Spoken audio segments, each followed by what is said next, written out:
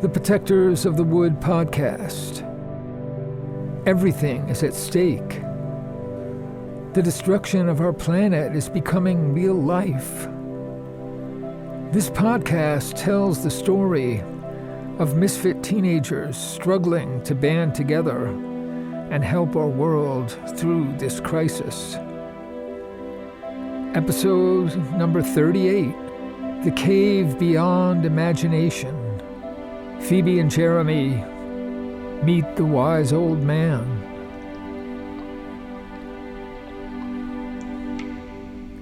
Phoebe and Jeremy knew they were in a cave. The floor and the walls and the ceiling were made of stone and packed earth. But they had never imagined a cave like this one. The central space was open, with a level stone floor and a ceiling over 12 feet high, decorated by a chandelier with perhaps a dozen candles, none of them lit. Straight ahead, the ceiling curved down about 4 feet and extended to a stone wall at least a dozen yards away. A long wooden shelf ran along that wall, full of objects and projects. Open books, bunches of drying leaves, small piles of seeds, pieces of fabric and wood, small stones and jewels and tools, all lit by the late afternoon light pouring in through the open window about 8 feet above. To the left, Phoebe could dimly make out an alcove with chairs and tables, surrounded by paneled walls displaying maps and pictures. To the right, the dogs were whimpering and jumping in an area with chairs and benches. Chi-Chi beckoned them forward to be seated. In the dimming light, a stone fireplace flickered with small flames. Nearby, in a carved wooden chair, an old man sat looking at them through keen dark eyes. His weathered brown face was smooth all over, with high cheekbones and a hawk nose framed by dark gray hair, pulled loosely into a ponytail. He wore a white button-down shirt, and his jeans were frayed and bleached almost white. He stood and took 2 steps forward, raising his palm to the dogs. Stay down, stay down. Father, I've brought Phoebe and Jeremy. Phoebe was stunned. Wonderful, wonderful. Thank you, Charles. Thank you all for taking this trouble for an old man. An old recluse who does not get out to see the world. He stood up and bowed, straight and slim, not quite as tall as Jeremy. Phoebe, Jeremy, this is John Chapman. I'm so happy to be your guest. I'm honored to be here. Let them wash up. They've had a long journey. And bring the standard tea from the cold room. They're tired and thirsty. In the bathroom off the hallway, Phoebe was shocked by her appearance in the mirror. She was filthy. Mud stained her shirt and pants. Her hands and neck, even the side of her face, were streaked with dirt. She was thinking, This is really happening. Yes, I'm really here. She carefully cleaned up, observing with curiosity that the basin and the toilet opened into some vast, dark, underground space. As she returned, she summoned her last reserves of energy. Back in the large room, Phoebe approached John Chapman, who had resumed his seat on the carved chair. He nodded to her and motioned to his left, where Jeremy sat on a nearby bench. She joined him there. One of the dogs crawled forward with tiny steps to nuzzle and lick the old man's hand. Yes, yes, Angel is the best dog in the land, the king of an angel band. He stroked behind the dog's ears. Charles and I have our dogs, and Wendy has her crows, to protect our land from sorrow. He looked at Phoebe and Jeremy. Do you know my daughter Wendy? I do. I haven't seen her in a long time, but she's known my family for many years. Of course. His eyes moved to Jeremy. I've only moved to Middletown this past year. I live and work with my cousin Jim. I've never met your daughter. Jim has rewarded all the trust I've given him over the many years. I'm hoping you can follow in his footsteps. I see you have the talent, great talent, for understanding the land. Jeremy looked up and smiled. The compliment clearly pleased him. Chi-Chi reappeared with a tray, and he handed them large cups of tea. They took a few greedy swallows and felt their energy revive.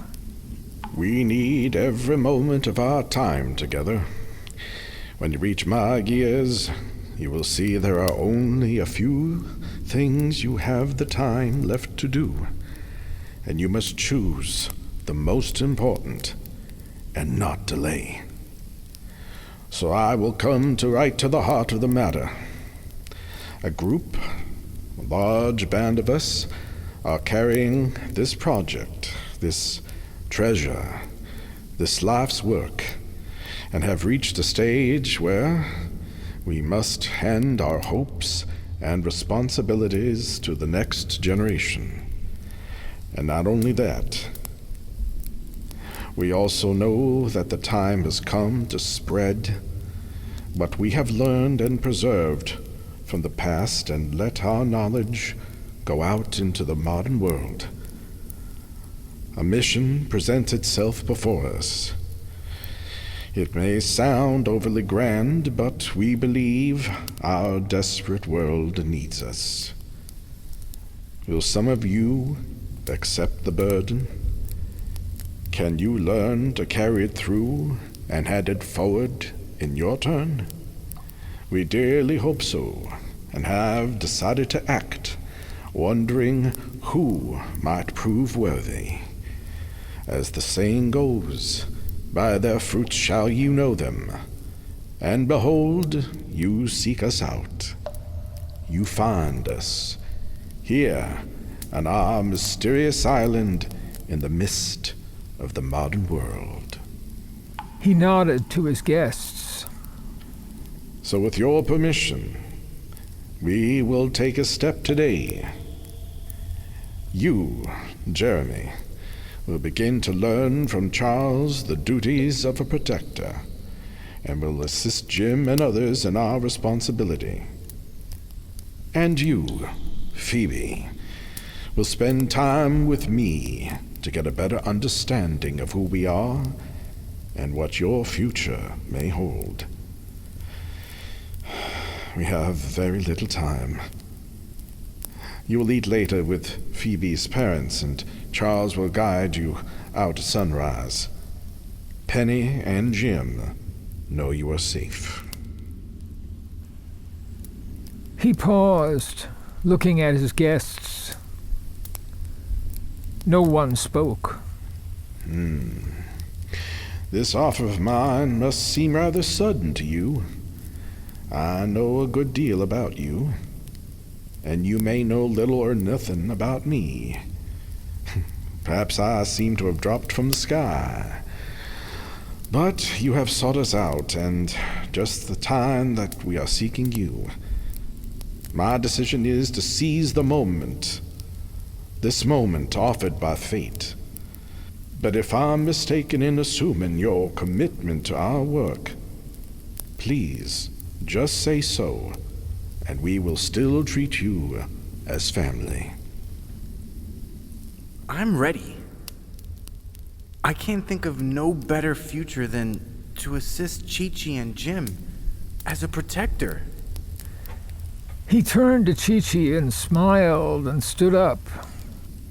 Come, bring your tea to the other side of the room with me. We're going to look at the maps and have a long talk before dinner. The old man turned to Phoebe. I think your situation is a bit more complex. You have much to give, gifts that are crucial to our future. But you must act independently, and at times without knowing where you are going. You have been called to a responsibility, a purpose. Are you aware of that? Yes, but I don't know what to do. Well, you needn't put it that strongly. You must be somewhat aware of what to do, partially aware. But there are important points where you are in the dark. How do you know this? Oh, of course I speak to people who know you, and I've been studying these problems for a long time. My son and daughter have talents and help me, as do others. But right now, all that is not important. For the next couple of hours, only you are important. We want to shed light on your concerns, your needs. We must improve your understanding and give you nourishment to last a long time. Can you really help me? I do need help. Pull that bench a little closer. Now, here you are, a person on a mission, seeking something with great determination. What is your mission? Where did it come from? Phoebe felt at a loss for a moment, and then a reply burst into her mind. My first night back in Middletown, just a couple of weeks ago, I dreamt that a strange green man appeared at my window and said, "Everything is at stake. Everything." What did he mean? What do you think? Then I heard Reverend Tuck say the same sort of thing about all of us. Everyone on Earth at this moment. We must change, Tuck said. Soon the stakes will include everything. And I realized that my dream and Reverend Tuck might be talking about the same thing. Something we could do here and now. Maybe even working at the toy store and helping Sammy might make a difference. I know it sounds foolish. Such a small thing to do when everything's at stake. Does it really matter? It matters more than you know. That is why you're here. Has your father told you nothing? My father says I need to help Abby. I received a letter from her, but I'm not sure how to find her or what I can do for her.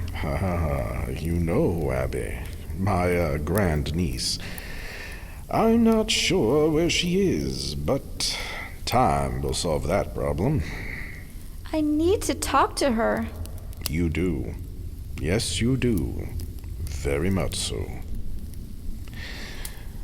By the way, people are hardly ever sure, and they must make mistakes. Sometimes those mistakes are terrible, and sometimes most wonderfully for the best.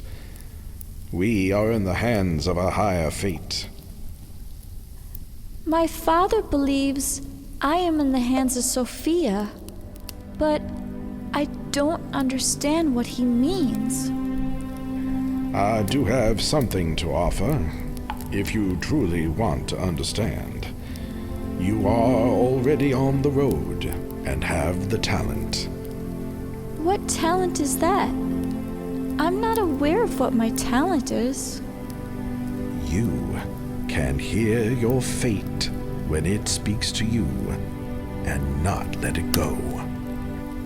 Could that really be true? The shadows are shifting, the sun is going down, and time is running short. What is this thing you have to offer? It is your challenge. To see it, you must go for some distance underground. It is the only way. I've known this for a while. There is something I need to find out. Something very important. Is this it? You will have to see for yourself. This is up to you.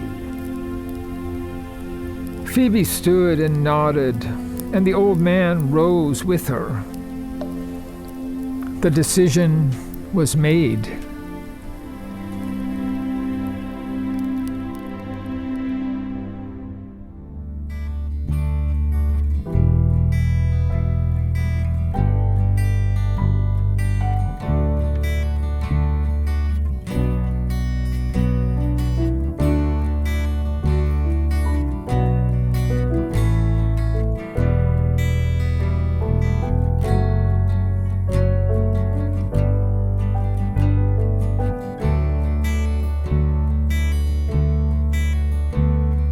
Sometimes I'm walking on rainbows. Sometimes I'm locked underground. But if I hear you say it's all okay, there's nothing compares with that sound. I'm lost, but now I'm found.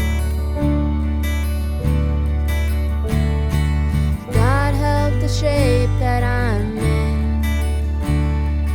God help the shape that I'm in. Just come back to me. I'll be yours for free. I'll do all the good I can do. It's just that I need you.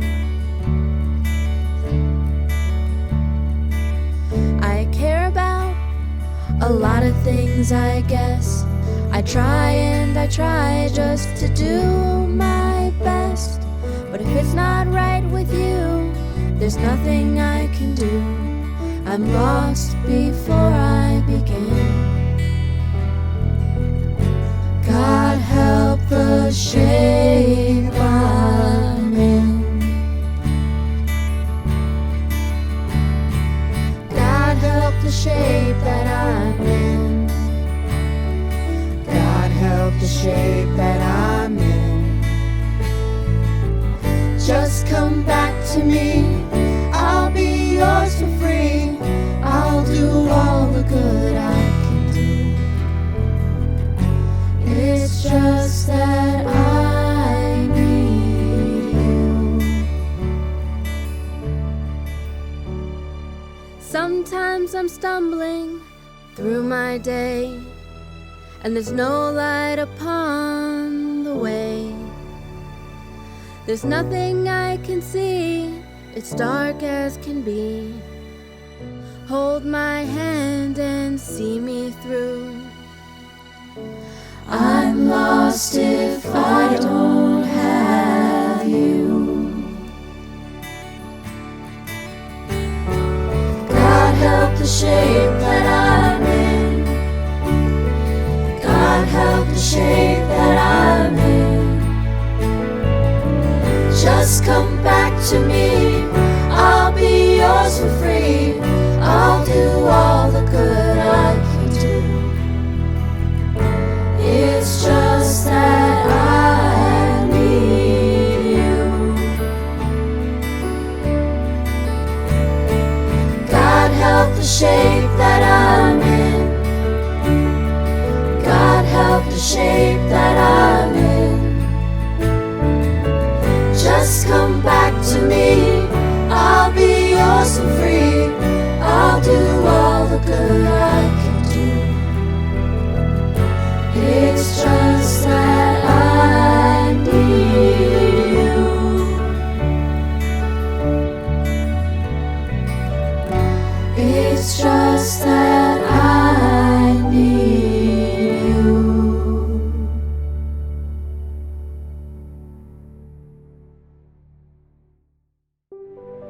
Thanks for listening to the Protectors of the Wood podcast. Find all our podcasts, songs, and projects on our website, www.protectorsofthewood.com. And to all the eco warriors out there, remember that everyone can make a difference and every action counts.